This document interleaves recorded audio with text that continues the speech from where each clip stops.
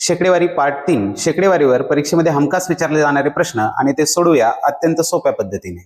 आजच्या व्हिडिओमध्ये दोन प्रश्न पाहणार आहोत। पहिला 135 ही संख्या 20% कमी केली असता किती होईल, आणि दुसरा त्याच्या उलट ए ही संख्या 40% कमी केली असता 216 होते, तर ए बरोबर किती।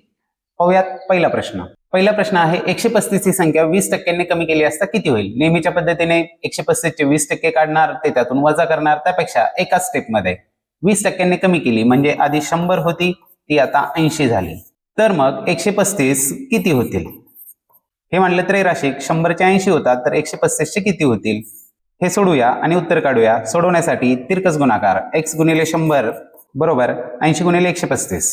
x ची किंमत काढण्यासाठी 100 तिकडे जाऊन भागिले होतील, समान संख्येने भाग देऊया। 20 5 100, 20 चौक 80, 5 दुने 10, 5 7 35। x बरोबर आला 27 गुणिले 4 108, म्हणजे ती संख्या होणार आहे 108, पर्याय क्रमांक 4। दुसरा प्रश्न पाहण्यापूर्वी चॅनलला सबस्क्राईब करा, कारण आपल्या चॅनलवर शेकडेवारी, नफा तोटा यासारखे विविध घटक अत्यंत सोप्या पद्धतीने सोडवलेले आहेत, आणि शेकडेवारी याच्यावरची डिटेल व्हिडिओ पाहण्यासाठी खाली दिलेल्या लिंकवर क्लिक करा।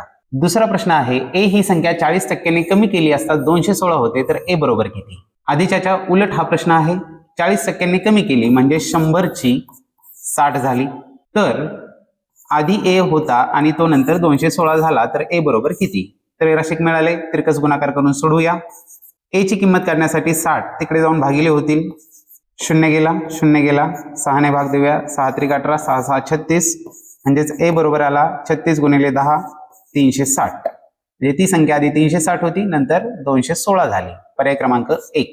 तिसरा प्रश्न तुमच्यासाठी, एक संख्या 15% कमी केली असता 170 होते, तर ती संख्या कोणती। खाली 4 पर्याय दिलेत, प्रश्न तुम्ही सोडवायचा आहे आणि उत्तर कमेंट बॉक्स मध्ये लिहायचं आहे। व्हिडिओ आवडला असेल तर लाईक करायचा आहे।